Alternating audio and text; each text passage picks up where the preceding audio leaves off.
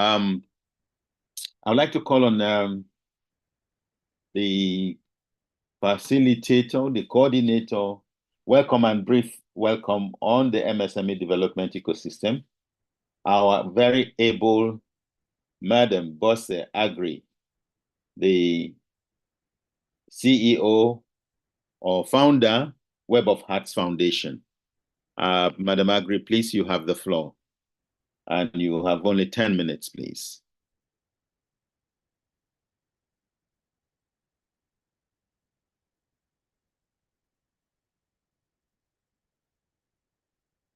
Madam Agri, are you here? Yes, I can see you. I've asked that you should unmute and address us. The welcome speech is coming from you, so you have the floor. Thank you. Good morning, sir. Good morning, everyone. Let me see if the video will work. Okay. Is my video showing? I don't know. Not yet. Okay. Okay. Maybe you have to allow me because it's saying okay. I didn't set up the meeting, but it should. No. Okay, because this video, because the host has stopped it. That's what it's saying. I guess it is the host. All right, I'll go. Go ahead. Okay, sir. No problem. Okay. We know your face, right? Yes, good morning, everyone. Nice to be here. Nice to see that this is now a reality. We really looked forward to having this program for quite a while. It's been something that we've had physically, but due to the circumstances in the country as it is, we decided that we should still reach forth to our beneficiaries and our partners through these virtual means, which is also a great possibility for us all. I welcome you all and I thank you for this opportunity. The ecosystem is a great group that was set up a few years ago. Actually, in 2022, it was set up by the GOPA team led by Mr. Pike Bruns and other partners, GIZ, SEDIN, and other co-partners. The ecosystem is a network of different kinds of entities drawn from the economic community. It's a coalition of state and non-state actors, government agencies, the academia, industry experts, suppliers, producers, manufacturers, etc. This group, which was set up by the GOPA team in 2022, has been in existence and has been potently in existence because there are so many success stories from our activities and our engagements so far. And today is not going to be an exception. This group has over 160 registered members of the ecosystem, and it is made up, like we say, of so many categories of persons who show interest, especially in the ecosystem, who have achieved quite a lot in the ecosystem, and who have a passion also to assist more MSMEs, one, to join the ecosystem, two, to succeed within the ecosystem, and then also become reference points within the ecosystem. We have the ecosystem, the position which we hold today as members of the ecosystem, and this is our 7th engagement so far. And I will say kudos to the handlers, functionaries, and everyone responsible for keeping it alive. We have been engaged in both physical and virtual activities, and this has included exhibitions of products of our MSMEs, creating a market platform for sales, publicity, and acquainting our MSMEs of business and funding opportunities. We're granting them visibility on some of the profitable platforms. And this is because if we have been able to get established, then it behoves on us to make sure that those coming up should also get established and, of course, learn a few things on how to succeed and remain sustained.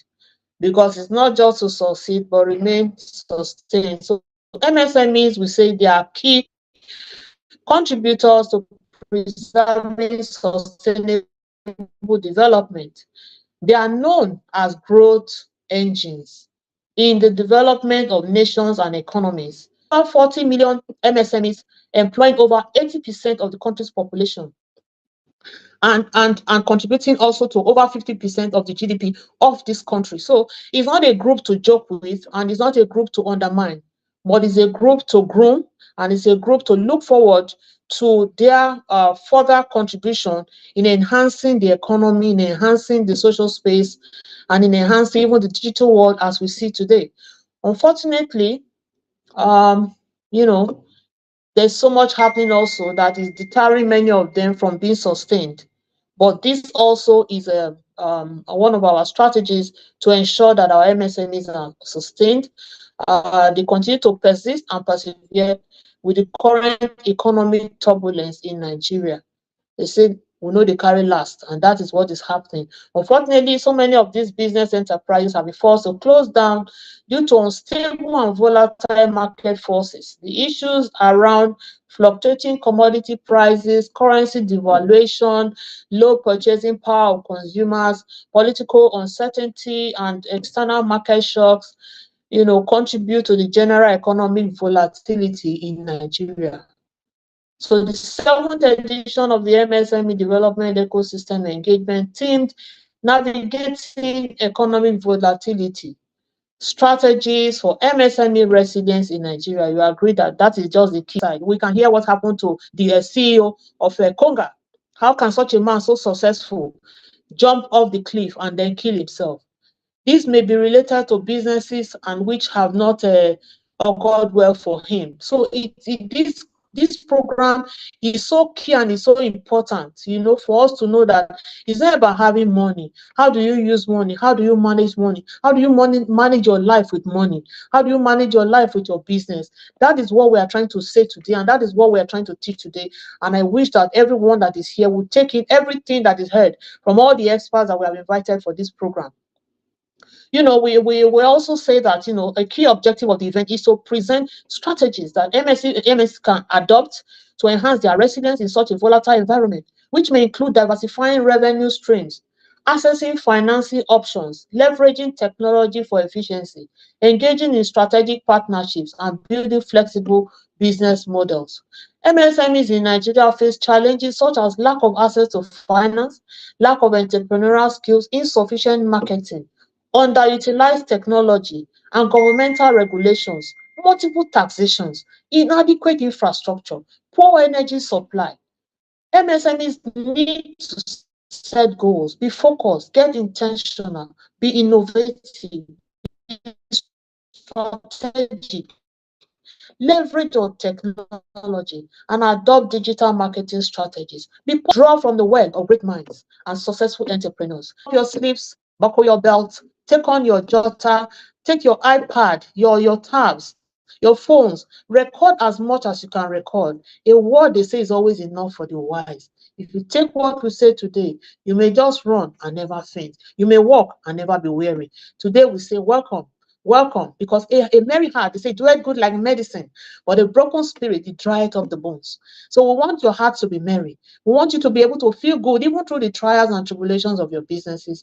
And today we say, welcome, welcome, welcome. And thanks, Mr. Ben. You're always there. You're always the angel in the wind. God bless you, sir. And God bless Mr. Lawal, who never relents to ensure that we get there. We will get there, and we will surely get there. Thank you, sir. Thank you. Thank you so much. When it is an online meeting, it's quite difficult to give an applause. So I will introduce something new. Just go to the chat. Just go to the chat box and put excellent opening remarks. Just go to the chat box. I want us to be active participants. Go to the chat box, put in excellent opening remarks, and then let's get them there. Or yes, you can give us an emoji to show that you're happy. But I want the chat box to be very, very active. Don't be passive, otherwise you will slip off. This is an online meeting. The most difficult part of managing an online meeting is that some people will leave it on and go somewhere else. So, madam, thank you very much for such a powerful and powerful charge for us to start. I feel already excited. Yes, just go to the chat box and hit me with emojis or with your comments reacting to that wonderful opening charge. Okay, now we're moving on very quickly to, we have been introduced to the theme of the day, which is the theme for today is navigating economic volatility, strategies for MSMEs, resilience in Nigeria. All over the world, everybody is talking of resilience now. So I would like to call on the Lagos State Manager of Smeden, Mr. Bumi Kola-Daudu, to give us an overview, so to speak, or an introduction to the theme to guide us in our conversation just before we enter the other conversations. Mr. Bumi, please. Or Kola-Daudu. Mr. Kola-Daudu, please. Unmute, share your video if you can. Otherwise, you can stay without your video. Is he here? I can't see everybody.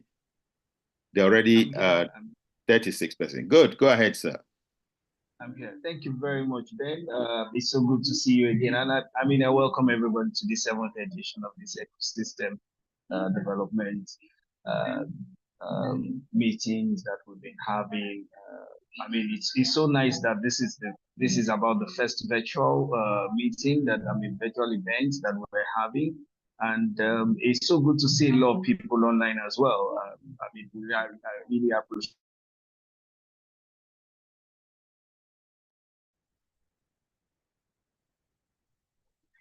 I hope you can still hear me.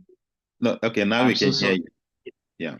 Yes, I'm using my mobile device. I'm in another parallel meeting, but I just have to step out to do this because it is very important to MSMEs and all the actors in this. So good morning again, fellow actors in the ecosystem, invited guests, colleagues, friends, stakeholders. It's a great thing for us to come together again. So this year, particularly, we are talking about navigating economic volatility, strengthening for MSMEs resilience in Nigeria. Let me just say first of all that look, so many times we've been through this in Nigeria. It is a unique environment.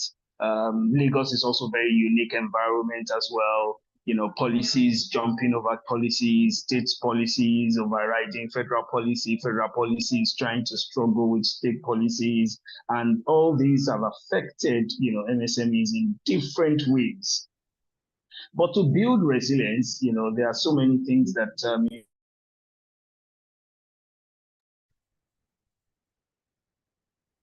there are so many things that we need to look at, to correct this, to make this, to make that resilience, to build that resilience in MSMEs.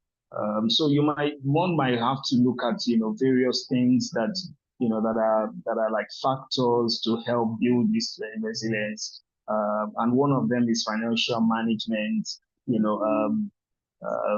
Madam Bosse Agri mentioned it earlier. These are things that we need to do to prioritize our financial management by maintaining cash reserves, diversifying revenue streams, and managing debt effectively.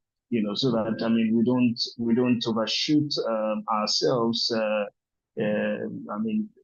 Doing things that we can't really handle anymore. Because these are times to really cut costs, not only cut costs and also, to cut quantity, sometimes quality, but that's quite relative though.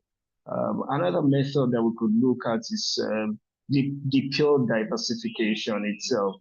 MSME would have to reduce their, dependence on single products and sell services by diversifying, looking at, there are some other offerings. It could be related product to your product, or some other things that you feel that you can quickly do, like quick win programs. Okay, quick win products that can sell quickly, that you can do your ROI on time, and then you can start building savings. Another method is also to look at innovation. We are encouraging a culture of innovation that can help develop new products, new services, or processes that can help stay afloat, competitive. We could also look at how we can build a shared facility center, maybe for processors, for manufacturers, so to say, so that you don't have to use all your money to buy all the equipment. The equipment can be, co-owned, and then you pay a stipend to use it, to maintain it, and then you can get your products, settled. We could also look at supply chain management, just like you looked at financial chain management earlier. MSMEs should develop strategies to manage their supply chains effectively, including identifying alternative suppliers and developing contingency plans to mitigate the impact of supply chains and disruptions. You could also look at outsourcing at this point, give to another company to do it so that customers can pay. You don't have to pay for all forms of logistics, involving your product distribution. You could also look at human resources management. This is about the most effective change in most organizations right now. People cut down jobs. What one person, three people can do, maybe you can look at how to build the capacity of one person to do, two persons' jobs, or three, but just to cut it down, not to neglect those duties of others. Then, of course, the technology cannot be overemphasized, right? Technology is also important. We have to look at this. These are factors, that can help MSMEs build, resilience, to face these trying times. And one major one.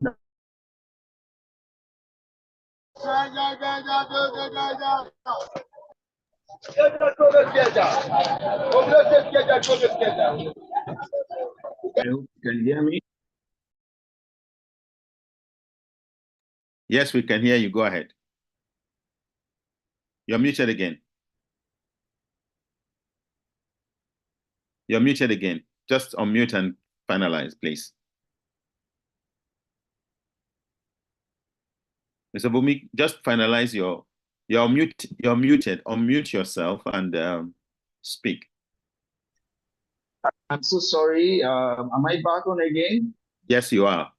Welcome back. Can you hear me? Okay, yes, thank please. you very much. Yeah, I'm so sorry. Our network is. So, finally, is the access to funding that I want to talk about. All forms of MSMEs should look at exploring, alternative funding options, such as crowdfunding. Crowdfunding should seem to be, the latest kid on the block right now. You could also look at angel investors. You could look at venture capital. And I think that within the ecosystem, we could organize some sort of training, for MSMEs with these options of funding, so that they know the nitty-gritty. They could understand what it is, about crowdfunding, about angel investors, what are the requirements. If we can have this, training, I'm sure that MSMEs will be excited at building this resilience. And then Madam Agbe mentioned earlier, partnership, collaboration, and networking is very important at this point in time. It's one other tool to build resilience, in these trying times. You could also look at ways to manage your risk, and then adaptability. You just need to, you need to look at, preparing to adapt quickly to change in markets, change in condition, including adjusting, business models, products, and services, just to stay, competitive. I think this my own thoughts have given an overview of how to build this resilience, and this is what we're also looking out for. If anyone has any form of idea that we can co-create programs together, Smedan is always ready. Our doors are open. We're looking at how we can collaborate with a lot of people to help MSMEs at this trying time. So thank you very much for listening. I wish us a very good engagement. Thank you so much, Mr. Bumi. Please, can we just give him a round of applause by going to the chat box and just put in something, express your emotions, emoji, give him a thumbs up in the reaction side. I just want us to keep busy so that we don't lose your focus. I know I can't see everybody's face because I see names but not faces. So go to the chat box, give Bumi a high up, a thumbs up, a clap, or whatever it is you want to do to show your appreciation for his talk. He has actually done a very good. I was wondering even if there's anything left for the other speakers to say, but thank God that he's a professional in his own right within the field. I think we will pick up some of those. One of the ground rules is that if you have a comment or if you have a question to ask the speakers as we go into the next session, please just write it down. Because of our time, we would like to take all the presentations and then come back to the questions because there's a section for question and answers, including discussions. So please, as we get into the presentations proper by our guest speakers, please let's write down our questions so that at the end of the 3 presentations, we have a session that is almost 30 minutes long for those type of questions and answers and discussions. You can also make a contribution at that point. Thank you very much for being here. Our numbers so far have increased to 44 and we are expecting more. I think we were targeting that we should be about 100. So please send the link to your friends who are not here at the moment. Ask them to come join us because they'll be missing out a lot. Already from the conversations we have had so far from Madam Bosse and Mr. Bumi, I already picked out some points that I would be using personally for my own business. So I think that your friends, don't be selfish. Send the link to your friends to be here. Ask them to come join us so that we can have a very interesting conversation. Not just a conversation so that they can take something home as well. The whole essence of this is a continuous development of the sector because when we share, then the burden becomes lighter. Thank you so much, Mr. Bumi. On that note, I want to call on our first speaker, Mr.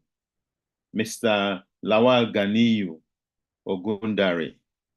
Unfortunately, I don't have the summaries on their profile. So I would just ask you, please, with due respect, sir, to just spend the first 2-3 minutes, tell us about yourself, your work, your experience, so that we will know who is in the house. I wasn't given the brief on your profiles to have presented it. So please do me that favor or do us that favor.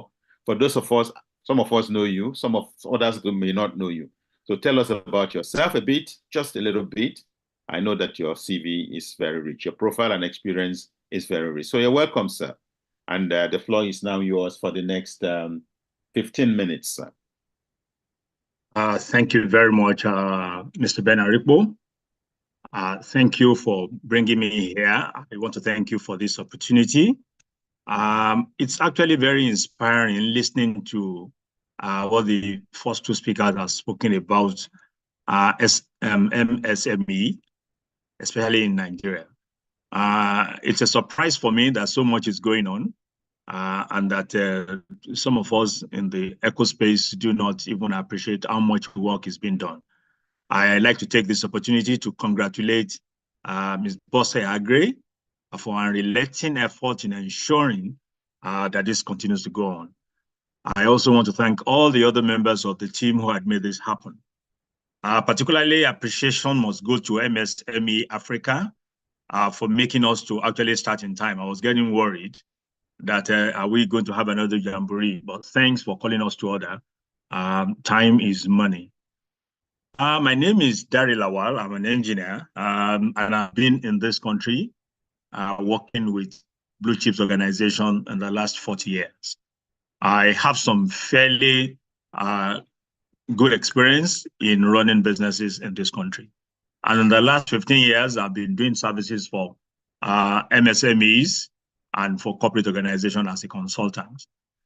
Today's topic is quite interesting to me, and 15 minutes will not be enough for us to actually engage with the topic. So what I'm going to do is cherry pick and delve on 1 or 2 things that I think are germane that will help us to be able to navigate what we need to do. Can I crave your indulgence, therefore, to share my slides? I have a small presentation that will help us to at least guide what we do. Please confirm that you can see my slide. Yes, we can see it. Okay, thank you so very much. So today we're going to be looking at navigating economic volatility and looking at how to build resilience for MSME development ecosystem members. I'm also hoping that there are other people here who are not members of MSME that can take some things away. So agenda will run like this. Sorry, I'm having some. Good.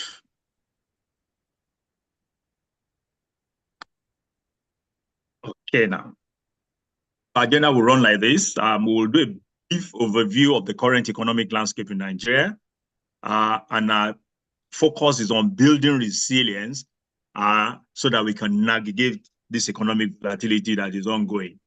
We will try and look at what economic volatility is, and then we'll look at what kind of strategies can we use to build the resilience. I will try and do a small case study, one or two, and just see whether we can have some learning points from them. And then we'll speak to policy and regulatory framework.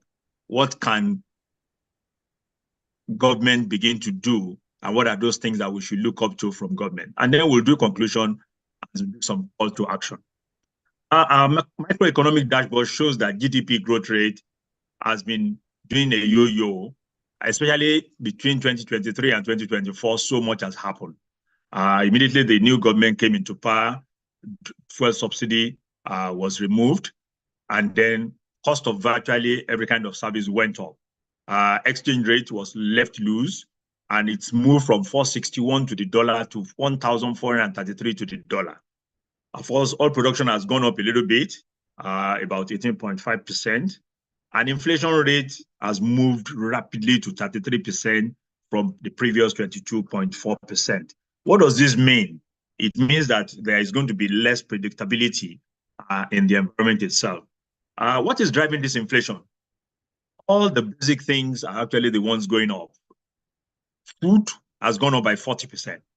Transport has gone up by 25%. And utilities, which include electricity, water supply, other fuel, has gone up by almost 30%. So transport inflation is due to the increase in the petroleum product prices. Again, what has happened to prices, therefore? With all this transportation going up, cost of fuel going up, it means that there will be inflation in the environment.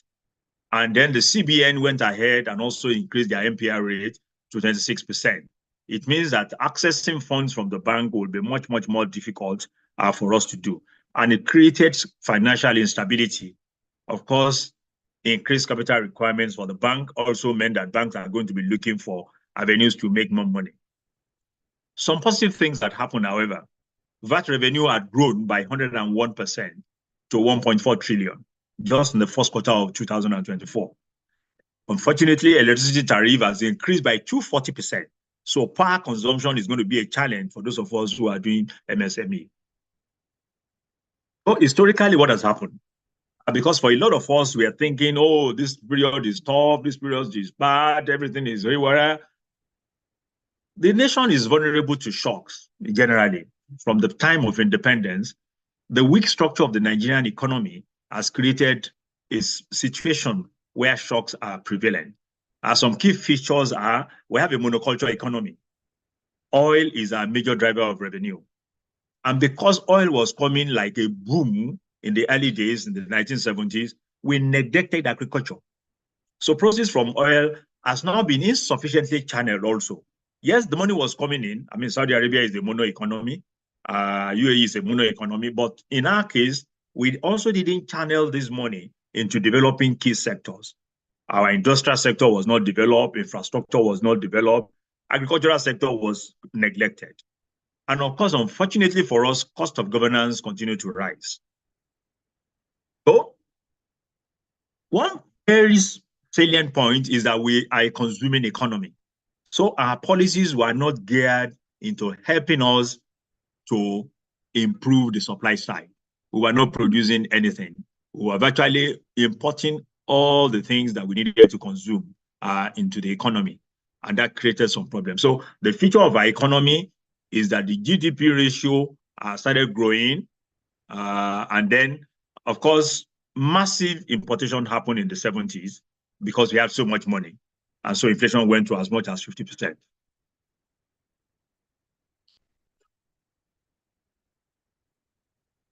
But let's look at it. We're talking about the difficult economy, but this country has experienced recession 8 times since it became independent. We had recession in 1967. And what is recession? When we have negative growth 3 consecutive quarters of the year.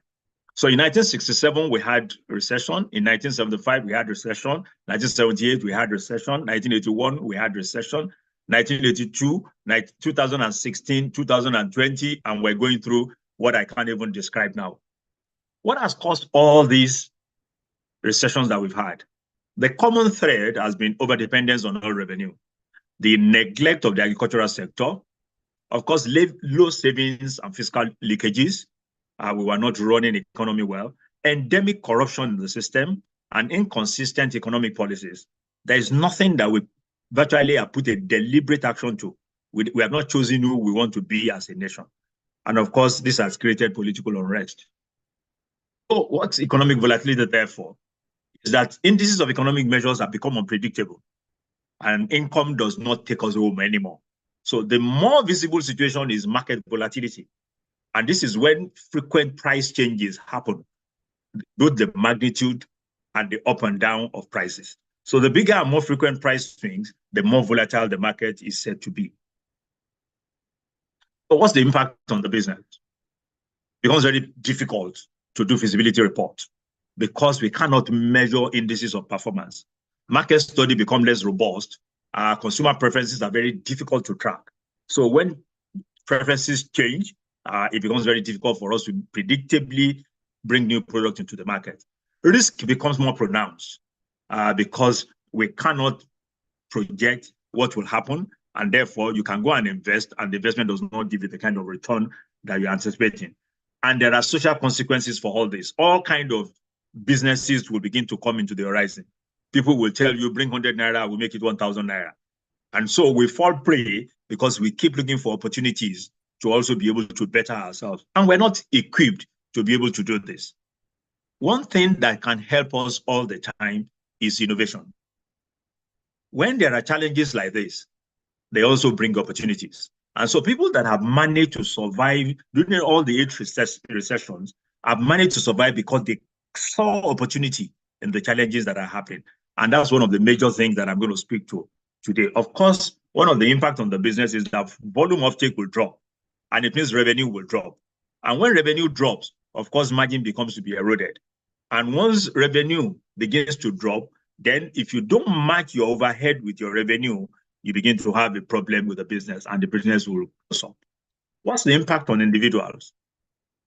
Transportation costs and logistics, we all know what that means. It means we are paying more to be able to move from one place to the other. It also means that we're paying more to be able to access better facility, better services. Of course, power becomes a problem. It's so expensive, and power drives everything that we do. Cost of funds, because of the interest rate, becomes expensive. And so developing new businesses, it's also a challenge. Of course, there are taxes all over the place because government is looking for opportunity to be able to make more money. They begin to impose taxes on us. So our salaries don't take us home. And of course, other overheads that begin to challenge. So what do we now do as individuals? We begin to change our purchasing preferences. Instead of buying a whole carton, we buy piecemeal. Instead of buying a 1 kilogram, we buy a 500 gram. And so consumer preferences and pedagogy begin to change, and they change rapidly, depending on how much is available to us as individuals.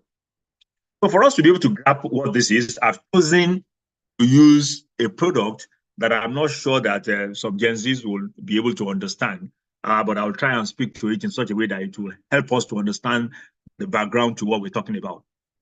Tabaco powder had its origin in about 1918, when one Boyega Odulate created an analgesic in the traditional town of Abeokuta.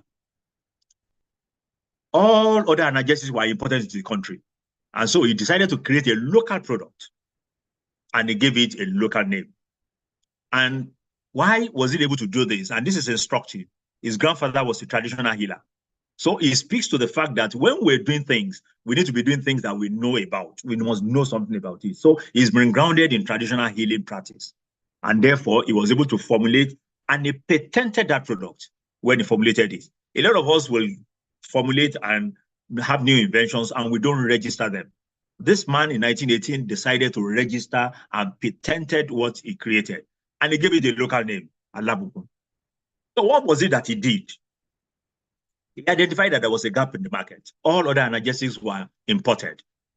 So he produced a local one as an alternative.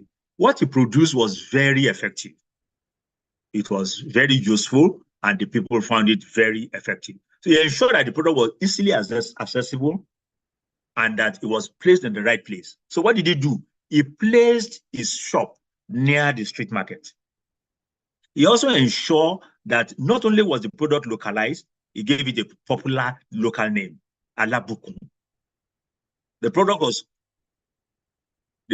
was offered in much smaller, convenient price packages than they will do in the wealthier economies. Nobody was doing those small packages then. But he realized that to be able to reach the population that he wanted to address, he needed to package the product in a way that is accessible to them and that is affordable to them. The product appealed to the low-income Nigerians, as it can often be sold quite cheaply by the sachet. It is a lesson global consumer product giants like Unilever, P&G, and even Cadbury started to learn decades later. And in fact, some of them found it very difficult to be able to yield. There was a particular milk manufacturer that said they were making so much premium they can't do sachet. They lost 50% of their market within a month. And eventually, they now make sachet product. That was in the year 2010, 2015. Here was a Nigerian who in 1918 was able to understand and read that market. So one lesson for us, therefore, is to be able to understand the market we're playing in. What are the context of the things that we're doing? As market changed, the business diversified. It's been inherited by the second generation. The generation still produces Alabukun, but the market for Alabukun had gone down because there are a lot of other local producers. So what have they done? They've invested into other areas. They've invested into making doors that are only exported out of this country. How many doors? They're produced and they're exported because they're so expensive and the margins are so good that they make more money. They've also gone into estate development. They're making a whole town that they're developing. So what should we be doing therefore? What's the lesson for us? Expanding to new market or into a new industry will help us to spread our risk because it gives us other opportunities to be able to make money. Continuous improvement on our product, on our process, on our challenge, and more importantly, on our people. What are we doing to the people that are working with us? For me, that's the number one thing that we need to be doing, even as MSME.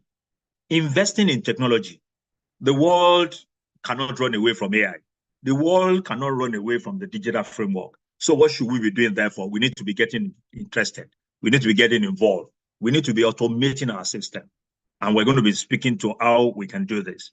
Of course, creating a culture of discipline, team cohesion, and collaboration with the people we work with and the people we interact with. We need to be working with our stakeholders, looking at win-win scenario. That's one of the reasons why we were able to do well in the beginning of the democratic process. The regions that did well were regions where there were cooperatives and collaboration, where they were working together, where they were looking at things that we can use to share services.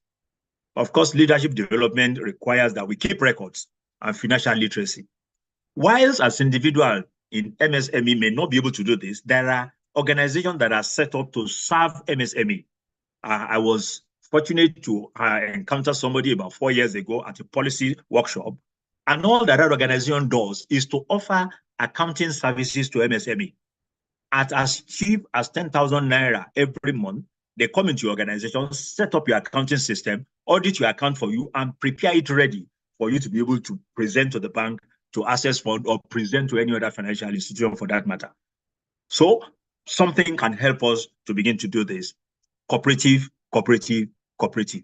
Cooperative is the answer for me. And that's one of the major things that I like to be able to speak to here, where you're setting up structures that everybody can tap into and begin to pay for services that you want to enjoy. And one of the major things is what LSETF had been able to drive at Lagos State when it comes to fashion design. They've created a place where tailors can go into, pay and have a whole day, get the services and move out. We can do the same thing in agriculture, make all the equipments available, people pay, they get the services. What is more interesting for me actually is a cooperative that has continued to exist in Oyo State. The cooperative works so well that the produce of the farm is taken off by the cooperative. And the cooperative makes funds available for all the farmers in the community, and they share what crops that they produce. It's been more than 70 years old, and that cooperative still exists. It's very strong. They have professors amongst them, and they protect their interest. While Smedan and the rest of them are helping us to put structure at the top, we need to, as members of MSME, be organizing ourselves into cooperatives so that we know we are the ones that understand where the shoe pinches us, and therefore we know what are those things we want to concentrate on. Because my position here actually is that we shouldn't be looking up to government.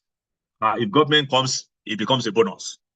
Because the way that our government is structured now, there's not been any deliberate attempt at all to make things work as well as they should do. So what can we do at our own individual level, at our own cooperative level, at our own organizational level, is to begin to ensure that we're deliberate and we focus on economic growth. Government will continue to encourage production when they're ready. We expect that government will put a governance structure that is well-disciplined. Diversity, equity, and inclusion should guide what government is doing. Of course, the major challenge is the monocultural economy. So we need to diversify to ensuring that we put food security through farming. Of course, intermediate processing rather than raw material export. All those raw materials, we should begin to process them into viable products that can be exported so that we can also earn some things. Of course, the first thing is to guarantee and secure our own food as people in this country. Create conducive environment for business to thrive. The government must continue to now look at what we do.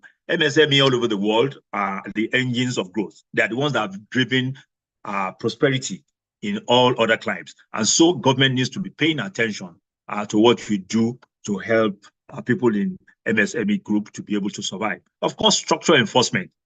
You must enforce contracts and support ethical business practices so that when something goes wrong, we have somebody who can moderate our conflict.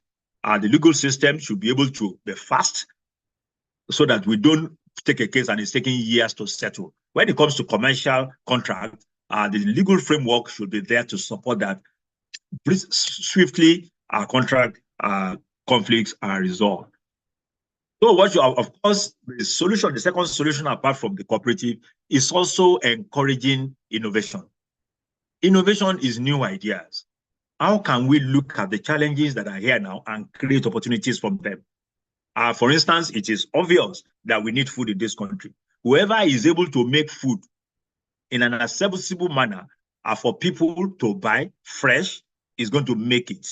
You cannot lose it with food in Nigeria, except you are not putting a good structure in place. So my encouragement is that we should innovate. How can we innovate? How can we package them in such a way that they meet Alabukun's model, accessible and affordable? Encourage, enforce, and entrench ethical practices in business operation. I have found out in my 40 years in the corporate world that people who are ethical ultimately make more profits. And they make it in a sustainable manner. Of course, build an enduring culture of care. Care for your stakeholders. Care for the people who are working with you. And try to engender a win-win approach to the things that we do. So in conclusion, and this is my call to action, that we need to explore opportunities in the difficulties that are here. It is not a novelty that there is a challenging economy now. It's always been. We've had it, and we've survived them. So what are the opportunities here? And there are people who keep surviving despite this difficult environment. They keep looking for the things that people are looking for. There's a demand gap somewhere. And all that businesses do is to fill those gaps. So we're hoping that as you begin to look around, you scan the environment, you begin to look at where are those gaps. And of course, you need to diversify the sources of your cash flow. So spread your business risk. Don't put all your eggs in one basket. And of course, do only things that you know about. Define your stakeholders clearly and keep seeking new opportunities to meet those stakeholders' expectations. Who are those people that are influential in the business that you do? How do you begin to do what they expect? Invest in technology and people capacity building. No matter what it takes you, help to make sure people that are working for you to come to terms with new ways of doing things. As small as using the phone well. The phone today are more than the computer of the past. So you must learn how to use your phone well to do all kind of things. Digital advertising, digital transportation, all kind of things that you can do using your phone, and you need to learn how to use them. Collaboration is the new culture, and cooperatives will be the game winner for us. Of course, we need to build performance measurement structures and incentivize good behaviors. When people do things that are bringing returns for us, we need to appreciate them and compensate them. So for me, this is how I want to end. And I want to congratulate the organizers of this event for a very useful opportunity for us to share ideas about the things that we can do. MSME are the prosperity drivers for any nation. And for Nigeria, it's not an exception. The more attention we pay to MSME, the more prosperity we will get at the end of the day. I thank you so very much for your attention. Thank you so much, sir. Let's again go back to the chat box and just appreciate his contribution. Engineer Ogundare Lawal. Yes. Engineer Ogundare Lawal has done a very wonderful presentation. In fact, I was almost like a student in a class just taking notes, not just because I'm moderating, but because I find what he said very useful. And I think this comes from his experience in the sector, 40 years, both as an engineer, working for the big companies, and then beginning to support the MSME sector as a certified international coach. International Coaching Federation certification is not given to any type of person. So he comes with a very big CV and experience. Because of the time, please, I will ask that you keep your notes and questions for now, because I have mine as well, so that when we come to that 30 minutes that we have towards the end, we would then take the questions all together. Please, I'd like to appeal to the next speaker, I think the next speaker is Dr. Ebun Joseph from the University College Dublin. I will just, I think this one I have the profile, a little bit profile on Dr. Ebun. Basically to say that she has a very rich CV as well and profile. She is a lecturer. She is lecturing in race relations and a consultant in race relations in Ireland. She has previously held positions at the Royal College of Surgeons in Ireland as well, well-traveled.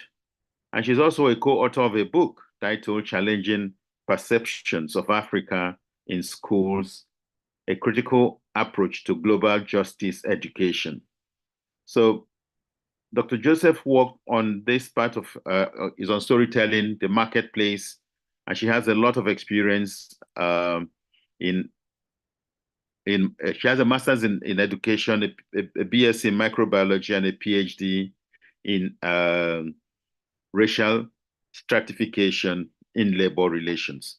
So with all this experience, ma'am, I don't know how 10 minutes and 15 minutes are going to be enough for you to speak to us on this topic, but I'm sure that with your wide experience, you will be able to, at least based on what Engineer Lawal has already pointed out, you will be able to then situate the conversation in that particular.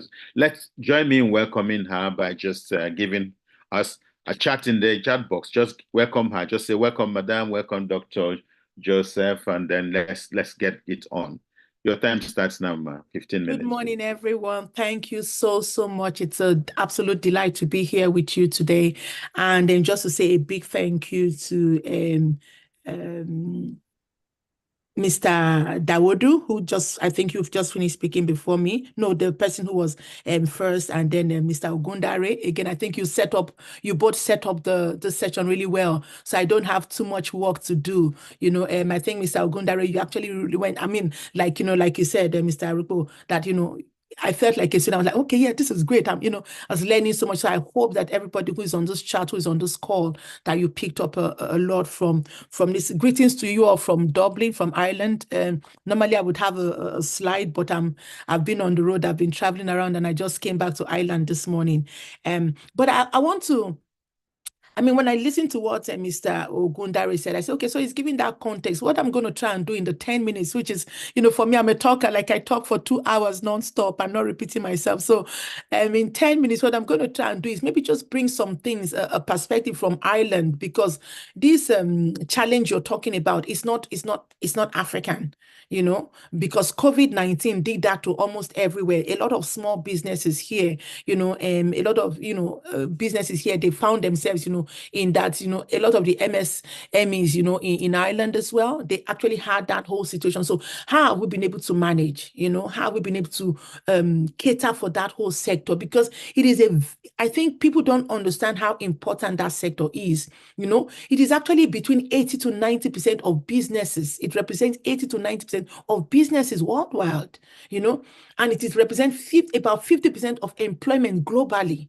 So it is a big industry. In Nigeria, the data I found says that, in Nigeria, about 96% of the businesses are in that category, and it caters for 84% of jobs. So if that industry is in trouble, and we can actually see it already, that our economy will definitely be in trouble. And I think one of the things, when I stay here abroad, I'm like, oh my God, I think one of the major challenges that I find is that, and that's one of the big problems we have, that our money, our wealth is, we buy things. We are consumers as a nation. We consume. We're not selling. So when our containers go out, when our monies, when we bring things in, we exchange our forex, it goes out. We don't get it back. So the only things where we get forex, we get it at such a minimal rate that it doesn't make an impact in the economy, because there are some big mouths waiting there to gazup it. So unless, we come into a system where, our monies are going out and monies are coming back in from abroad, then if that exchange is not happening, we will constantly be at the mercy. We will always be cap in hand begging. Because that means we are just spending. We are spending.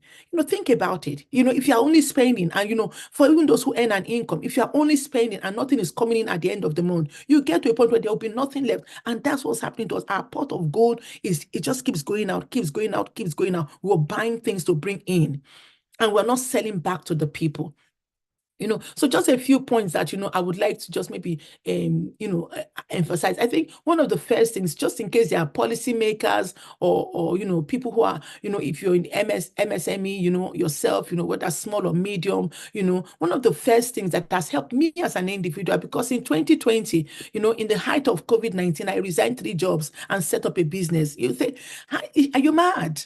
How do you resign, a job? How do you resign 3 jobs, that are good jobs, as an academic, a lecturer? How do you resign those jobs to set up business, But I saw something, And so the first thing I want to ask us is, when you think about your business, when you think about your work, when you think as policymakers, are you a solution or are you part of the problem? So that's the very first thing you have to think about, that no matter what the problem is, no matter what the challenge is, that we're having with this MSMEs now, if your business is part of the problem, I'm not saying that you don't have the problem. We all have that problem, but I'm saying if you are not part of the solution, but you're only part of the problem, you will always remain at the bottom.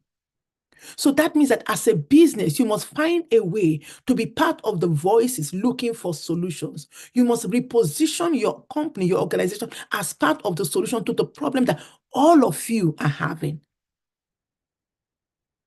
Because if you are not in that category, you will remain at the bottom. That means you will be fed, so that means you're waiting to be fed, to be, to receive from others. So that's one key thing, to change, to refocus, from being a problem to being, think about it, something like cancer, cancer is the thing that kills people. Cancer can empty a bank account. In one day, that news of cancer comes, the account is empty. But do you know that same cancer is the reason somebody is a millionaire? Why? Because he's a cancer treater. He's a cancer, he brings a cure for cancer. Do you see? So the same situation, but people are positioned around it in different ways. I think there was a couple of years back, we had the same dust. There was this dust that was the Icelandic dust, and it affected all of us in Europe, and people could not travel by plane.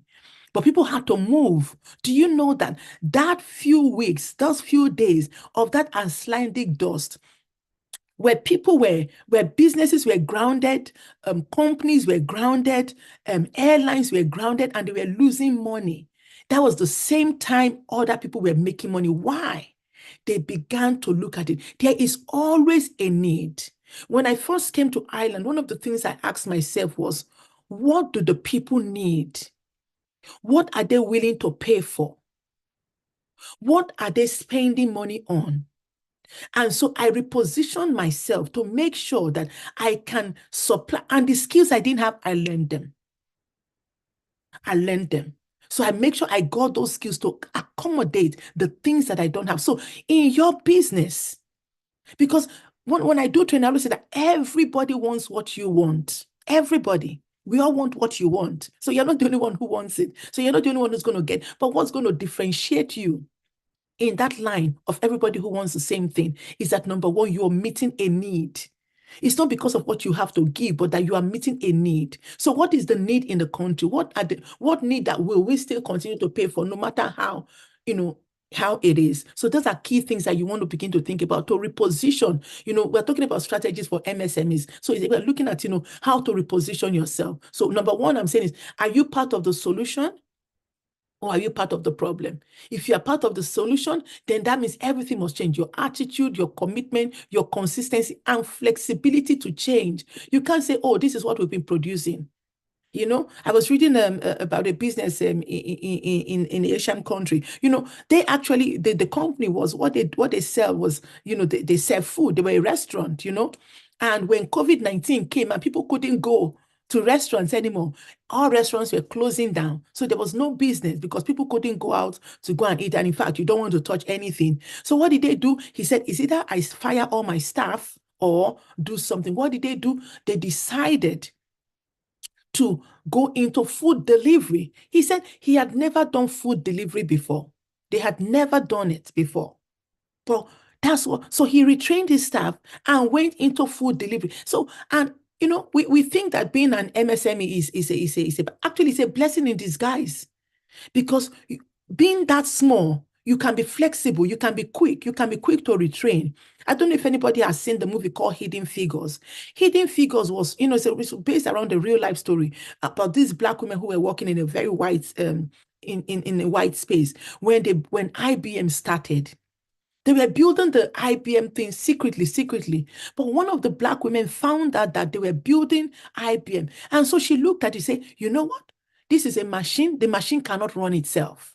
She says, so at the time they finish building this machine is going to need human beings that can program it. So what did she do? She began to organize night classes for all the other women who work around her. So she became the leader. Remember what I'm saying. If you are bringing the solution, it will push you up. You don't have to fight to be a leader. Your organization, your company will be pushed to the top because everybody is looking for those with solutions. So again, it's being about being, so, and that was how she did. So she began to train them at night, train the women at night about, IBM programming. And this is a real story about IBM. you know. And that's how, so when they finished building the machine, they had a ready group of women to program it. So they couldn't say, oh, we're going to employ whites. No, they were Black women ready to go who understood the system. So it's about being that, so being consistent, being flexible, being willing to adjust our systems to suit, the changes and the demands that are going in our society. Again, when I have it, when I look at what we are doing in Ireland, so it's really like we have to develop what I call demand simulated strategies, look at, look at strategies, so look at like what are we doing in Ireland, so we are doing things like funding the bottom. So we are funding at the bottom. We are doing direct spends to the bottom. So like cash, we're looking at. Sorry, somebody said something, So what we are doing in Ireland, one of the strategies they used is that, so during COVID, when businesses were shutting down, SMEs, did not have funding, did not have enough money and all of those things, the government began to do things like, number one, they could fund, an organization to keep staff in. So if you keep your staff on, because here we're fortunate they have social welfare payment. I know we don't have in Nigeria, but so instead of getting your staff to just sit down at home and do nothing, they would pay the company to keep the staff in work, not as much as they would pay, but small enough to be able to keep the staff working. So monies were pumped. So for those of you in policy, these are the kind of things you want to start thinking about, instead of having our whole country go into starvation and we can't. So who are those producing the food that we need? How can we find money to pump into those areas instead of buying new cars and all of those things for government? So looking at, is there some pot of funding that can be pumped to the bottom for those who are producing food, for the nation? So it's funding the bottom directly, So those kind of strategies were things that, were used here in Ireland.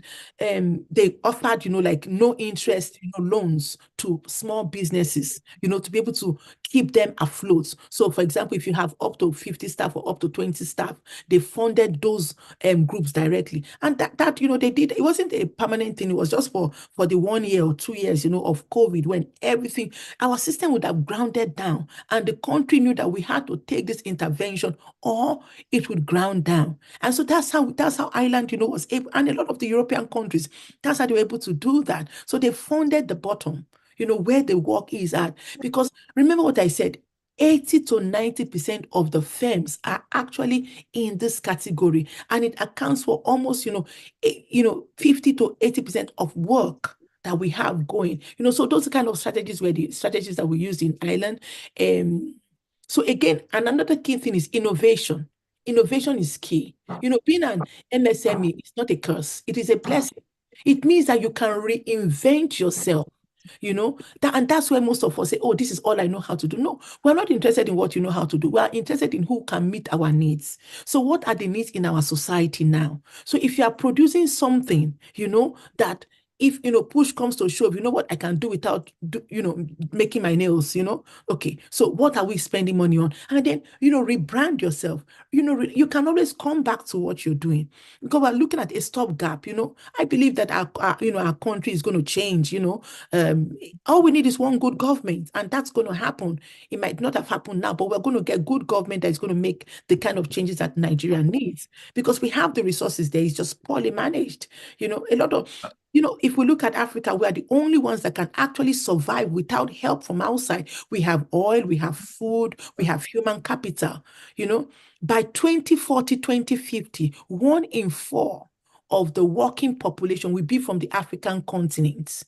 1 in 4. And so what that means is that, people, abroad will be requiring people from the African continent to actually work in their nations. Okay, thank you. To work in their nations. Why? Because if you look at Africa, our age group is 19.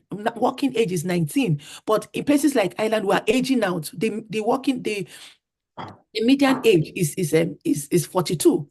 If you look at Asian countries is 42, 43. So at those ages, so Africa has a young age group. So how can we work towards our strength? Begin to train our human capital.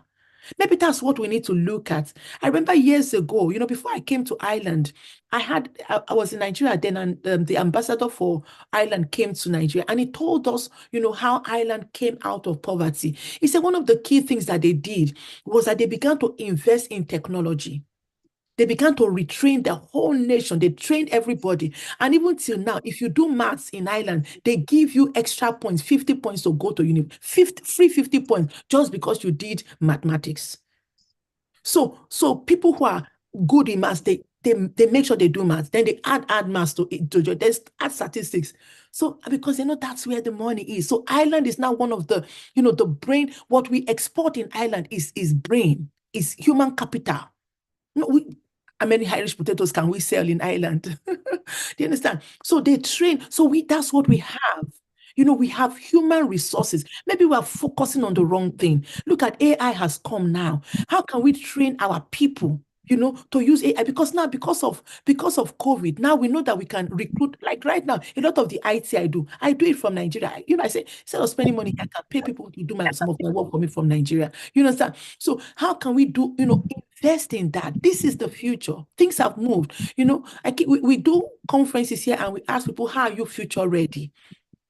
So maybe just because of my time, I think I saw 3 minutes earlier, so probably that means I have 1 minute. I would just end by just saying this, two things I will quickly say. Number one, 3 quick things. Some advice I will give you is, in your business, there's something we call the 80-20 rule. Please Google it because I won't have time to go through it now, but it's the 80-20 rule. It's the Pareto principle. 80% of your work, 80% of your resources is produced by only 20% of what you do. So in your MSME, think about what is that 20% of your product that will give you 80% of your resources. You focus 80% of your resources, your strength, your energies, your commitment there to produce your because there are a lot of things we do that doesn't produce capital, but there's the 80-20 rule says that 20% of what you actually do produces 80% of your resources. Find your 20%, focus on it, and make it grow. The second thing is that there are 3 types of people. My research shows 3 types of people, businesses, anything. There are those who collude, those who adapt, and those who resist. Those who collude are those who say, oh, you know what, the system is bad, we can't do anything. They stop fighting. They stop struggling. So they collude, they agree with the system. There are those who adapt. They say, oh, well, this is the way it is. Okay, we eat eba all the day long, we drink gari, But there are those who resist. Those who resist are those who keep looking for ways to improve themselves, change themselves. Look at what else can I do? What can I add? And we don't give up, It's called, here we call it, people say we jackpot. We fight here, like, to get good jobs. We have to fight. If not, you will end up being a taxi driver.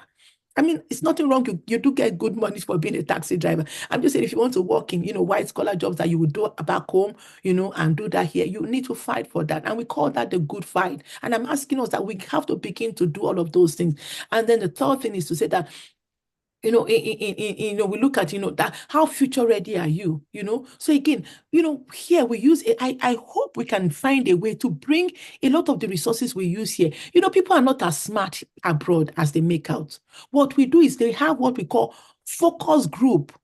They have no idea. They just gather people together and have focus group. They call it think tank. They people like me, they bring us, we come and sit down with them, give you, lunch, free work you will do. You will share your ideas. They will use think tank. Let us start having think tanks.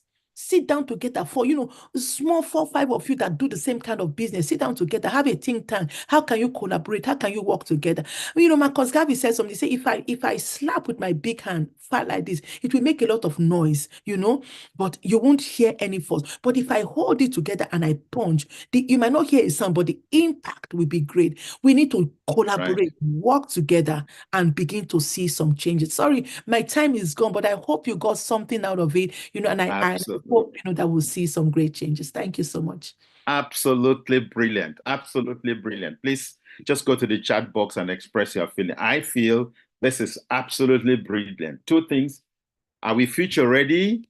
Collaboration. No more idle. Oh, it's my own work again alone. Thank you so much, Dr. Joseph. I think this is also very, very interesting. Please, I have said to you, if you have questions, please put them on the chat box so that when we start to take the questions, we would start with those ones on the chat box and then come back to those ones you want to verbalize. I'm mindful of our time because this meeting was scheduled to be just for a fixed time. So thank you so much. I don't want to do a summary. I'll do my summary before we ask the questions. I'd like to go to the third, and by no means the third, but not the least person. Again, our third speaker is Msme Imana. I hope I got it right. Is the Chief Executive Officer of Friska Farms Limited. Msme is both a hands-on entrepreneur like you and I.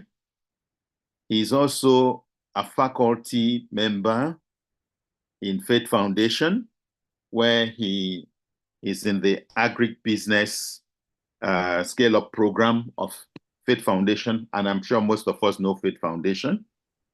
He's passionate about his own business. So whatever he's saying to us is something that he has put to practice as well. So he's not going to be speaking on things that we should. He might also be speaking about things he has done personally to improve his business. He's got over 15 years experience in this sector, and that's a lot. So if you put his experience together with that of Engineer Lawal Ogundare and that of Dr. Joseph, you can see the quality of the conversation we have in the house. So please join me as we welcome Msme Imana. Please, the floor is yours for just 15 minutes, please, in fairness to everybody. Thank you. Thank you very much for having me. Good morning. Please, can you hear me? We hear you loud and clear. Good morning, sir, and thank you for that introduction. I'm really, really very happy to be here. Before I go into the presentation, I want to quickly use this opportunity to ask that, because I've been listening through and I've been taking notes, I don't see myself as a presenter. I see myself as actually one of the students, because I've learned so much from what has been presented. And to officially ask on air that Engineer Dari Lawal, I would like for you to be my mentor, because you were just talking through everything that I had in my mind. You've said, and all the other speakers actually, you've said it all. I think that all I can do is to share real life experiences that I've had implementing some of the things that the speakers have said, because to be honest, they've done justice to the topic. And most of the things that I jotted down that I was going to say have been said. I'm just going to put my own experience, use my experience to create a better context as regards to what has been shared. So my name is Msme Imana once again, and I run Friska Farms Limited. To say that it is running business in Nigeria today is challenging is an understatement. When I see other MSMEs, business owners, especially those that are in production, right, manufacturing, I just wonder what kind of, you need to be very, very, for lack of a better choice of word, stubborn to remain in business today. So one of the things I jotted down is optimizing our operations and trying to be more efficient. One thing I have done, because in my business, we have a farm, a factory, and an office, a sales office. One of the biggest challenges that we face today is energy costs and costs of raw materials. So for energy, for our office, we have found a way to, because we run on generators, and it's, we run almost 24 hours. Well, we're not in the office for 24 hours, but we run almost 100% on generators. So what we've been able to do is to look for a cheaper way to, to power our office. And we're able to do this by converting our petrol generator to gas. And though, that little change has helped us, it has saved us cost in that area. We also have an inverter. I know that there's a huge investment outlay for inverters, but if you can and you run a petrol gen, you can convert it to gas.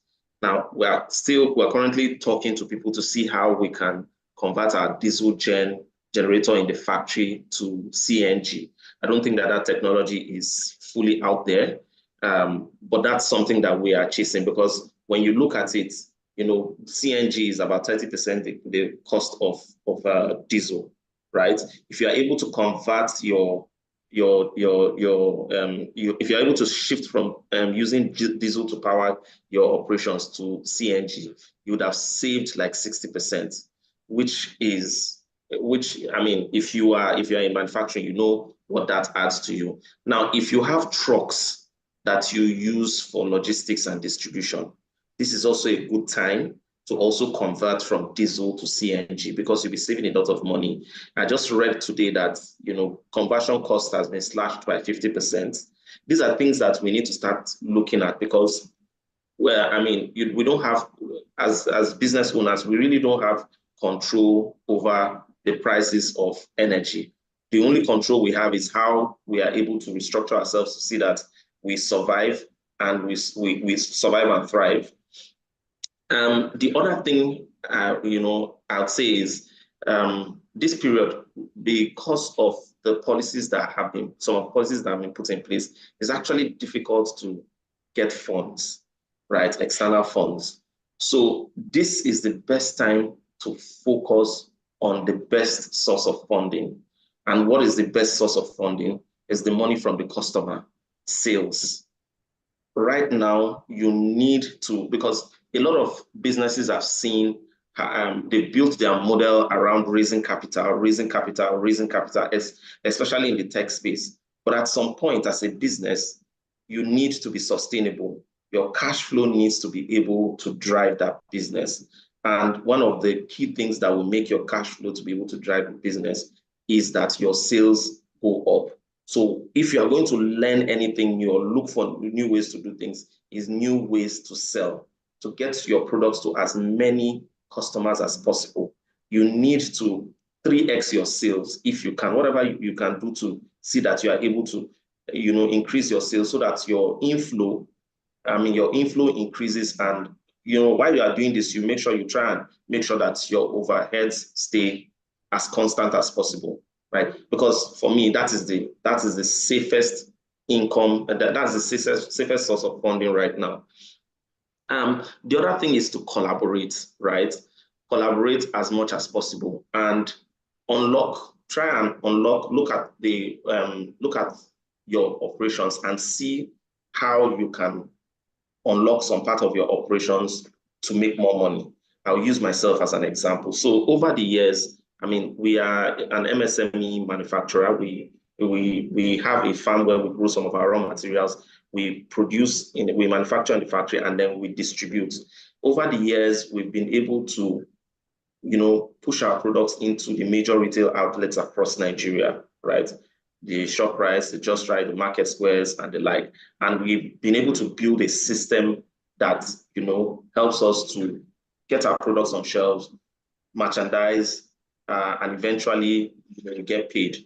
Now, maintaining that system, right, is very, very expensive. Now that we've found ourselves in an economy that is shrinking and, things are getting more difficult, what we've started doing is to look for how that system that we've put in place, we've unlocked it, to help other MSMEs to get into those outlets. So the same structure that we're using to push our products into retail outlets, we're using that same structure to help other business. What does this, for a fee. So what does this do? It reduces our burden, it increases our income. We're able to make commission helping other companies to get into outlets using a capability that we've built over time. And it reduces our cost per. So it sweats our assets, and by assets I mean the structure that we've put in place, and it reduces our cost, right? So this is like collaborating with other businesses to say, okay, what part of the business of the chain have we perfected? Can we use that to help you so that you don't spend that much building this system as a whole. So it makes their lives easier as well. It saves them money, and it also reduces our own costs. These are the kind of things that we should be looking at. Engineer Lawal said it. He said that we need to start looking at how we come together to to synergize and see how we can unlock value that helps everybody. I mean, it's about thinking win-win, right? We've also seen how another thing you can do is to review your product offering. I've seen a lot of, and I speak mainly for people in the manufacturing sector. I see a lot of small, not small, a lot of MSMEs, manufacturers within that category. And one manufacturer has 30 different products. Even the multinationals, you see that the number of SKUs that they have is managed. Having so many products, you might think that is, I mean, for me, I think it's just more of an ego thing, for lack of a better choice of word. But having 40, 50 SKUs when you are still trying to break out is, in my opinion, is counterproductive. Because you first of all, in terms of production lines, it means that you have multiple production lines. That's one.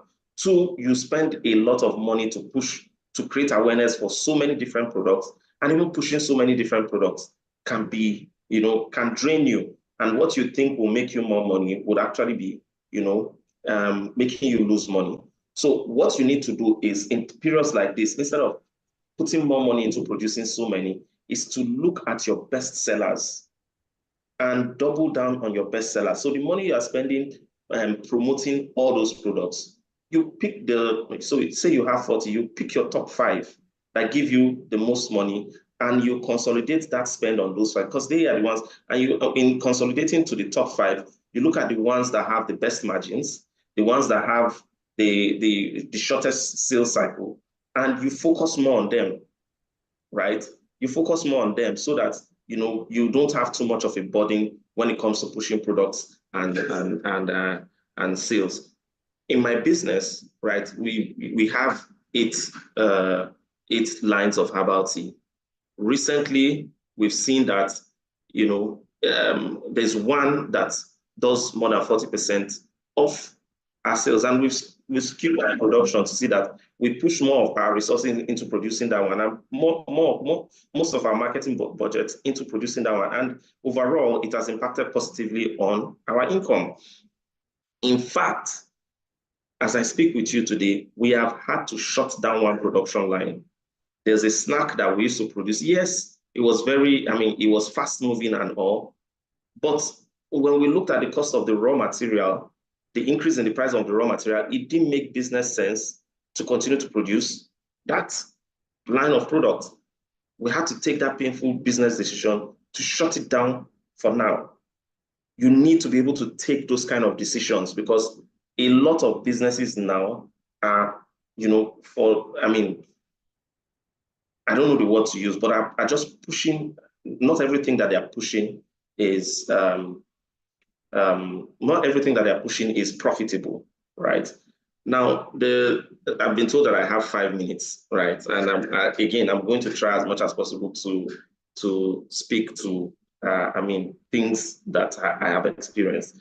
The other thing I want to talk about is cash flow. Cash flow is very, very important as an SME. You need to watch your cash flow. This is not the time to go broke as a business. You need to make sure that whatever you are doing, your receivables are more than your expenses. Anything other than that, you are not running a business. You are running an NGO. And this is not the economy to switch from business to NGO. So you need to be very, very mindful of your cash flow.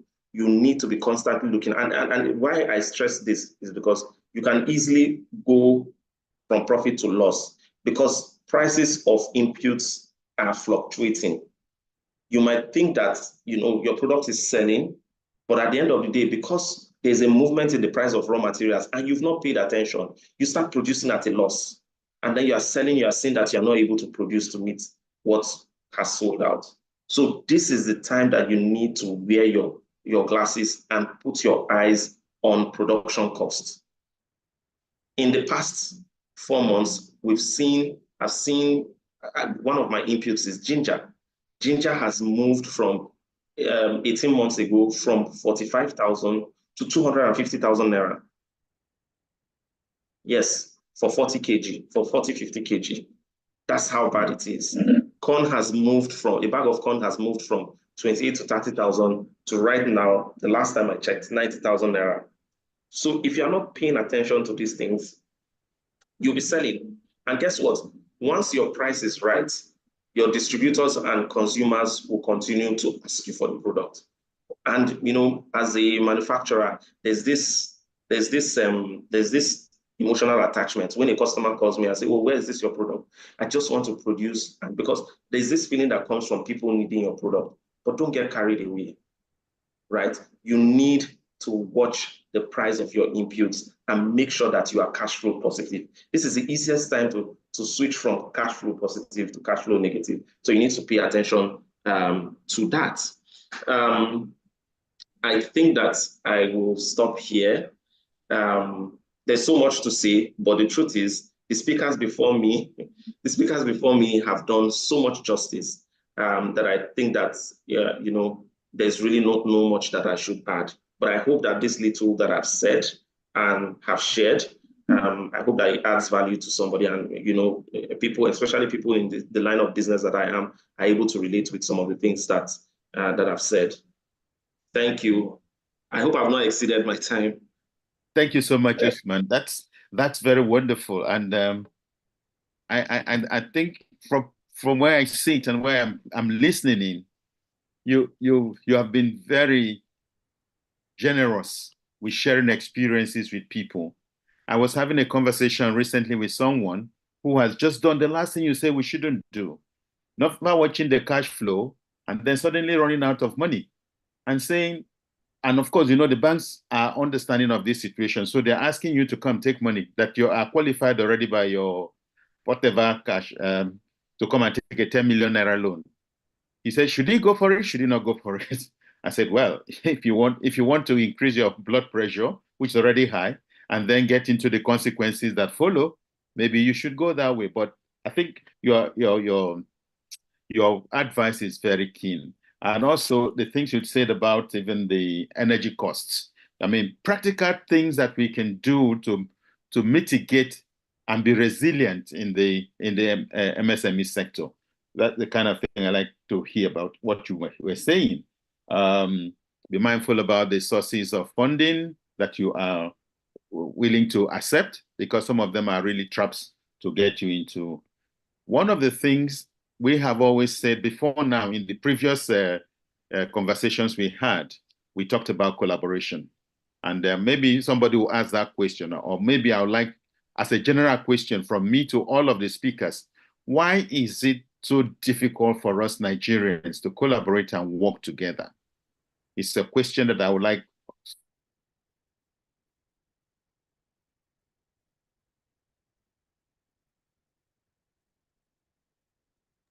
Can I go? Can I say something? Am I mute? Please go ahead. Okay. Sorry, I just picking up on the question you were asking, why it is very difficult for us as people of Nigerian descent to work together. And I think it's a major problem, and even in the diaspora. You can't hear me? Hello? Can you hear me? I can hear you well, so I think everybody can. So can you go on, please? Okay, so I was just saying that that question you asked is a very vital one. It is a problem we have even in the diaspora here. And you can see other communities. You can see the Chinese community. You can see the Indian community. In Ireland here, we have what we call the traveler group. You know, so they are another group that are marginalized in Ireland, and they work together. You know, they have 2 or 3 organizations. Here, the Nigerian group, we have like 1 million organizations. All of us, small mushroom, no power. You know, so when they attack one like this, you know, before we now use energy to gather ourselves around to defend that person, the energy has gone. So, you know, that's what I talked about that. You know, when your hand is wide like this, it is. But when it is together, it is impactful. And the major challenge, because all of us want to be rulers, we want to be leaders, we all want to lead, you know, but we must remember that, you know, when you, like here, right, when they do group meetings, they do something, they put like 20 people together and allow you to work, because there are people we call natural leaders. And there are people who are workers. It's not mean they are less, but they are just workers. They are good at following orders. A leader has to, you know, if you cannot think of the problem, if you cannot think of the solution to the problem, then you are not the leader of that thing. So it's not about just copying. Leadership is not about copying another person's idea. Because if your creative energy, that's why many businesses don't succeed, because we are not working to our strength. Your strength is something that, you know, your creative energy is flowing. You know, you will just sit down, ideas will be coming. That is your pot of oil. It's your place of strength. And unless we are working to our places of strength, then we will keep struggling. You know, so businesses that are separate should actually collaborate. Imagine if, you know, one of the things I don't understand why we have tomatoes problem in Nigeria. I don't understand. Because we produce so much tomatoes. So all we need is a collaboration between tomatoes producers and universities to develop a strategy that can pack. You know, here we don't buy tomatoes fresh. We buy it inside tin. And it will stay on that shelf for 2 years and it won't get spoiled. And we buy 49 cents, we pay for it. You know, so our pepper, our tomato, we shouldn't have those kind of problems. You know, and so it's about, you know, us realizing that not every one of us is the person that, you know, too many Indians are no, you know, few cooks, you know, so that's the problem. It's a major problem. But we can do that by realizing that, you know, if I don't have the creative energy, if somebody has an idea, then support the person and work. As you are supporting that person, everybody else will rise. You know, there's manager, there's CEO. As manager is CEO, you know, COO is rising too. Thank you so much. Thank you so much, Dr. Joseph. Can I chip in as well? Yes, please, go ahead. Okay. So just as she has said, one of the things that we've seen within the Nigerian space, and I like to speak within the sector that I play in. So we have a lot of people. I will use one product line. If you go to most of the supermarkets and you want to supply them spices, they will tell you that they have so many spices, so many brands, spices and flours. So things like yam flour, plantain flours. But the thing is, if you look at this line of products, there are only few dominant brands, right? And you notice that most of the players are small players that are producing, but are even not as efficient, as profitable as they should be. Everybody wants to set up in their kitchen and produce. Meanwhile, in Sena clients, what people do is they have a product idea and they look for a co-packer. So you see that the reason why most of them are not growing is the same person is producing, formulating, producing, selling, chasing payments, and if that person is a female, she probably has a family that she has to attend to. Based on experience, I've seen most of the manufacturers are women, so they also have to take care of their home. And you see that it's very difficult to grow out of an income bracket. They just keep circling and circling. What we have done in my own company is we have 2 product lines that we have perfected the art of manufacturing. So we do contract manufacturing and white labeling for some entrepreneurs in terms of tea and cereal. But I know the work that goes into convincing them to let go of some parts. I don't know if it's an African thing or we just need to change our orientation. But the whole idea of I am the only one that should be doing everything, it is what has hindered the growth of many MSMEs, especially in manufacturing in Nigeria. That collaboration to say, you take care of manufacturing, you take care of distribution, let me focus on product development, research, and brand building, and let this brand grow. We find it very difficult. Thank you. Engineer Larry, Alawa, what's your take on this? Collaboration, competition? I'm going to be a bit, my experience has showed me that we're not a different people. Okay. We're not different from the rest of the world. What we have is the process that we've used to develop. In the 60s and the 70s, cooperatives were running very well. Community development was taking place very well. Until we got educated into thinking that somebody must come first in class. And so we developed the sense of I am the owner and I need to be in charge. So our education is froth. Our education is froth. There is a cooperative that was formed in the 60s that is still operating in Oyo State. The chairman of that committee is a professor, a retired professor, and that cooperative runs because they follow the rules. The number one thing that I've seen is transparency and the ethics. We've dropped away ethics, and the major institutions that are supposed to be teaching ethics actually threw ethics away in Nigeria. I have run organizations and I've seen people within the span of first 2 months come to collaborate together. So when you give people what they deserve, when you are transparent and you're open and you let the other people know that what belongs to you will be given to you, people cooperate. So it's the model of our leadership that is the problem here.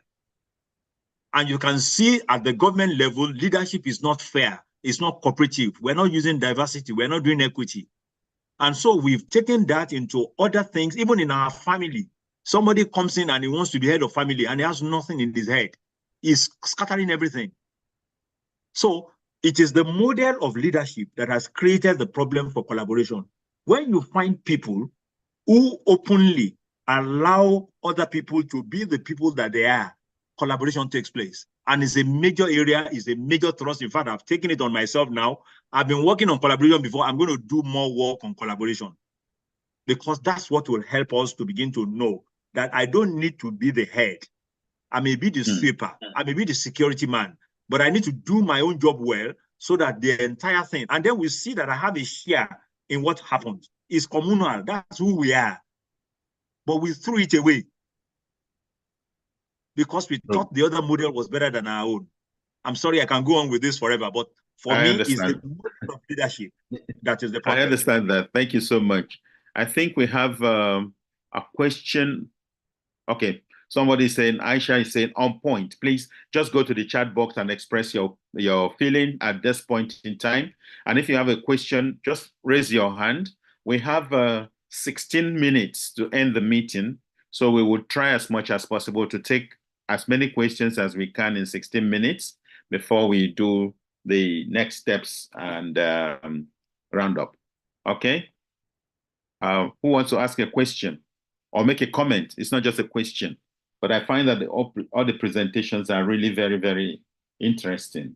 I know that one of the areas that was thrown, I think all three of you spoke about it, is about innovation. Innovation is about doing things new, trying something new. Don't stick with the old. Don't think that the old is always working. So if any one of you has any more to add or to say about innovation or practical examples of how you have innovated in your businesses, okay, I'm in the that will be helpful. Any one of the participants or have a question or you want to talk more about innovation and how you have used innovation to increase the bottom line. The floor is yours. Yes.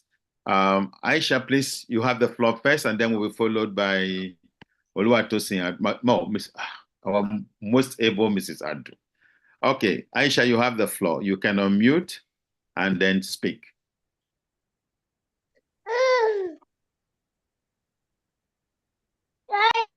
Aisha, go ahead. You can unmute yourself and speak. Thank you so much for a job well done, seasoned speakers, and they are just speaking to me, right to me.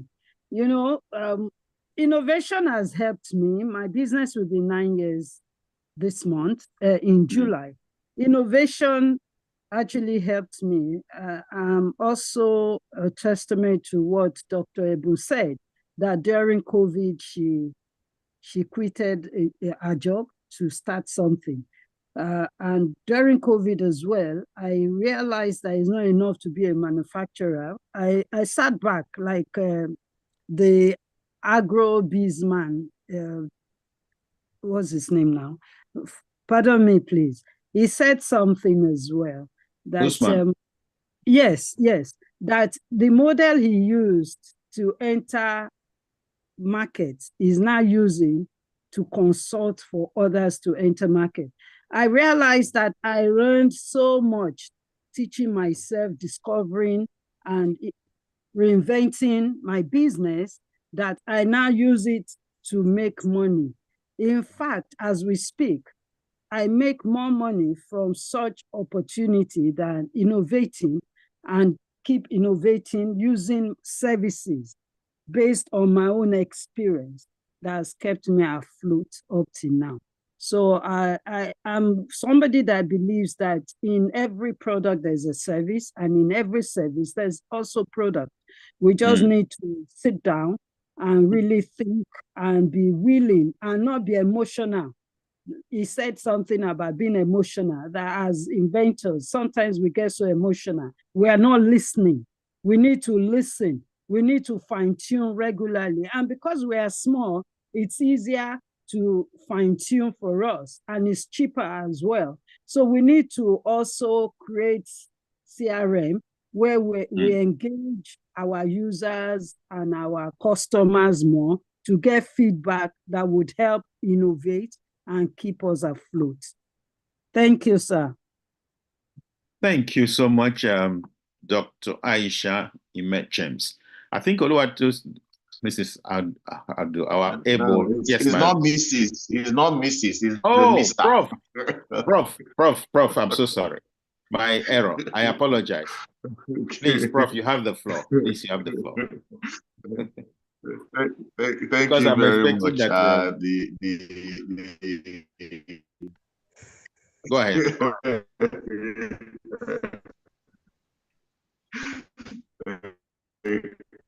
Thank you very much. I've been so much blessed by all the speakers.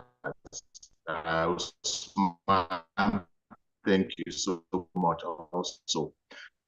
I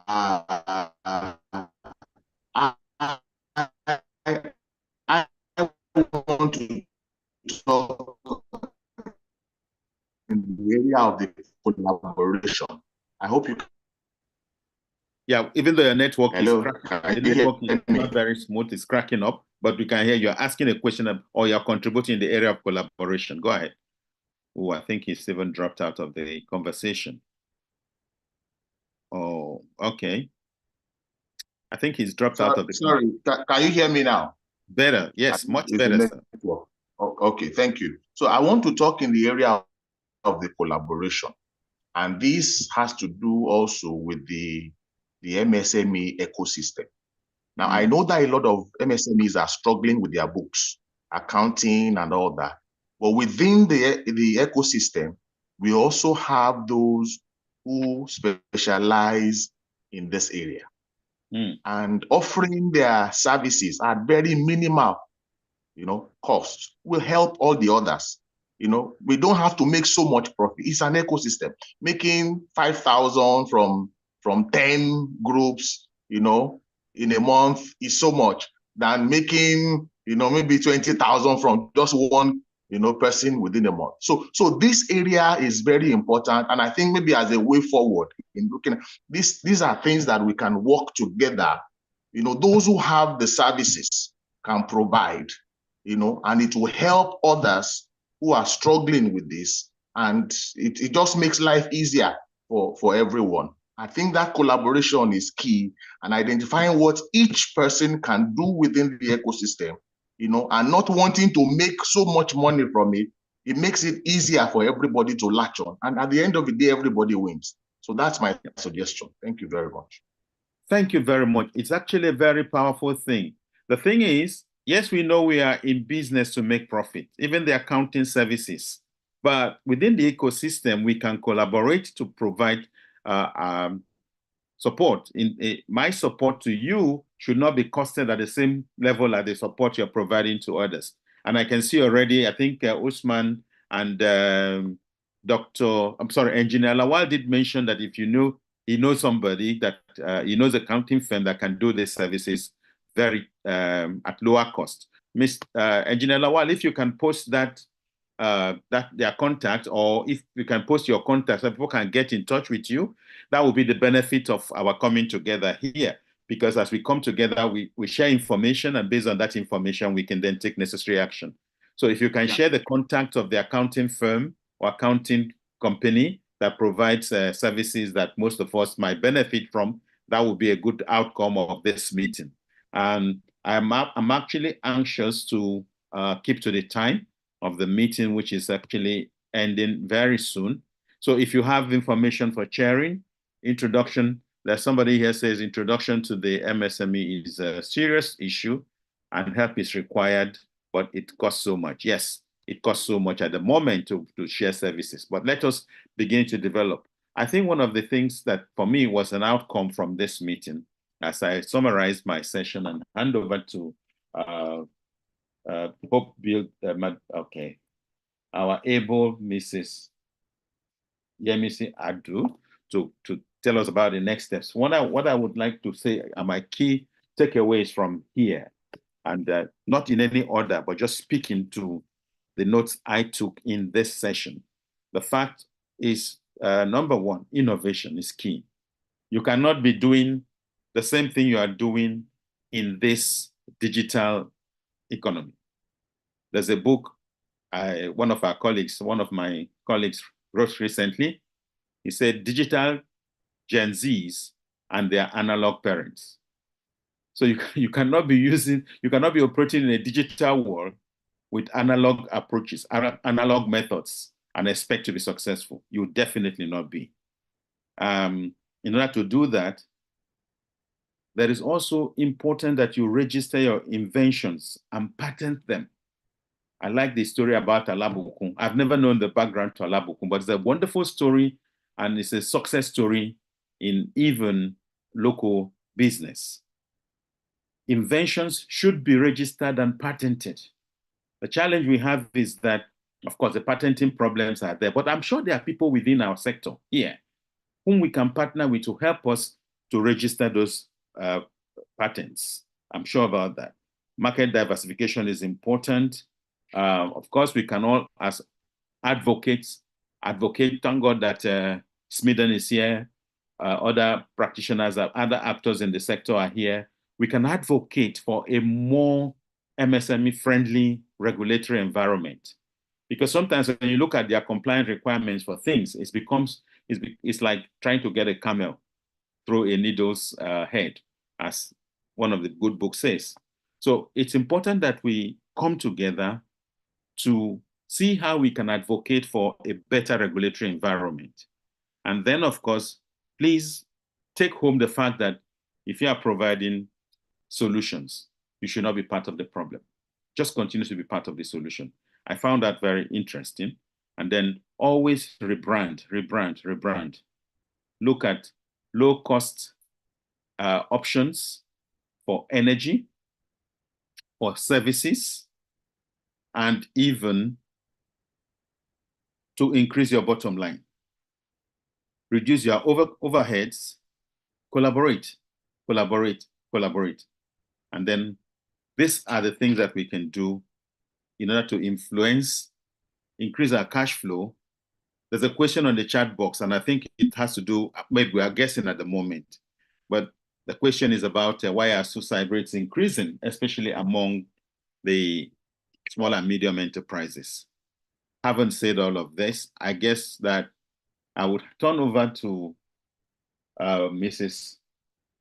Olayemisi Adu, founder, chief executive of Hope Builders Foundation, who is going to talk to, of course, the chair of our MSME ecosystem, who's going to talk to us about next steps and make our closing remarks. Over to you, Ma.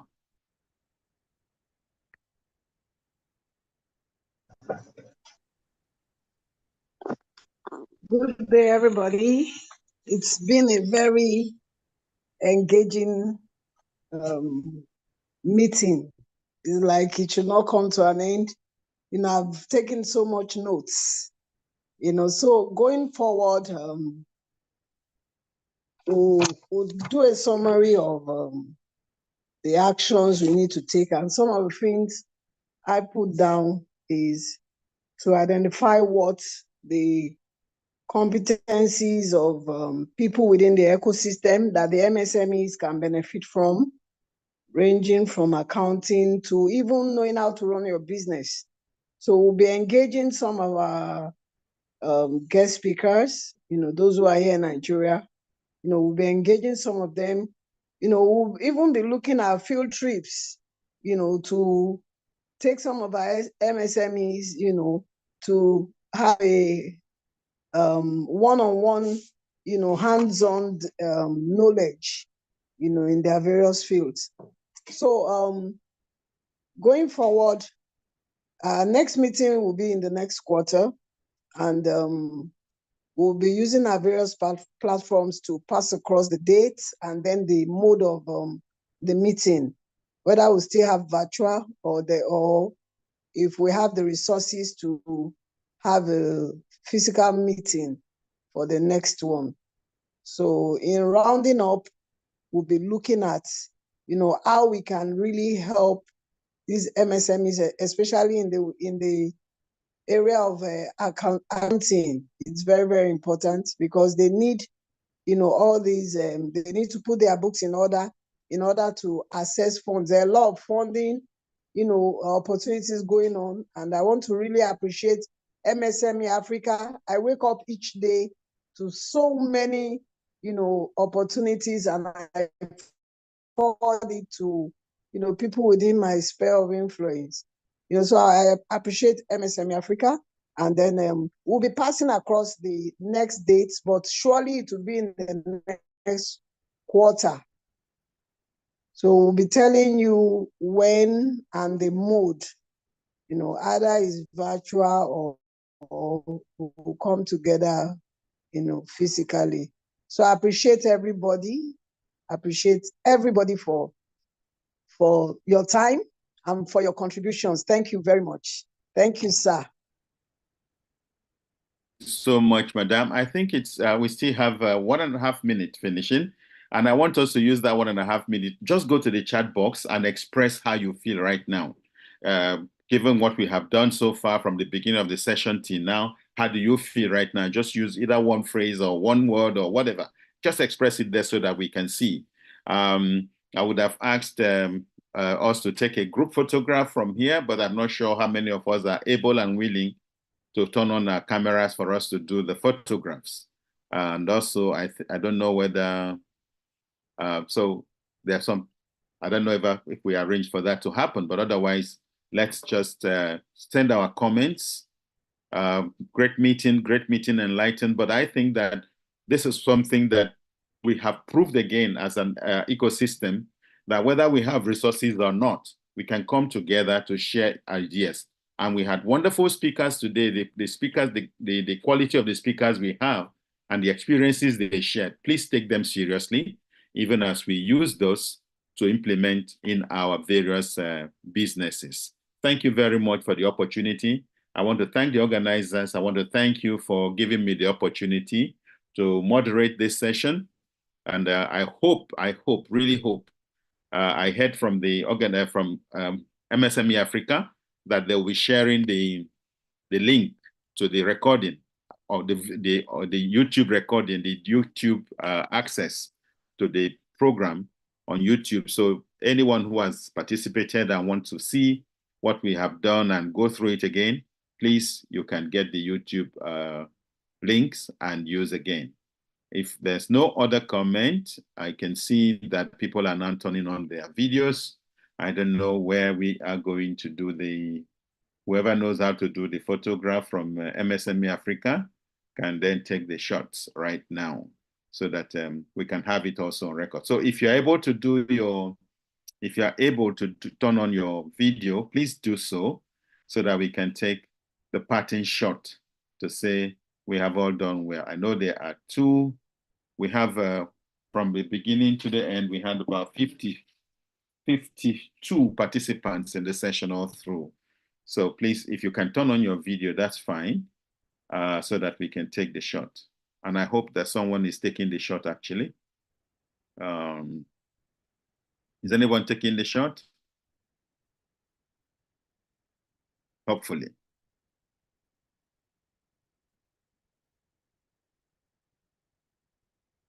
All right. Then the next, let's take the next slide, the next group of people. And this one's also, okay, they're all turned off their video. Okay, thank you so much it's been wonderful working with you throughout this session. And I look forward to the next quarter with excitement on where we are going to be, when we are going to be doing this. So have a wonderful day, all of you. God bless you. Thank you. God bless you too. Bye. Thank you. Thank you, Ben. Thanks, everyone. Thank you. All the speakers. Thank you. Bless you. Bless you. Bye. Bye. Bye.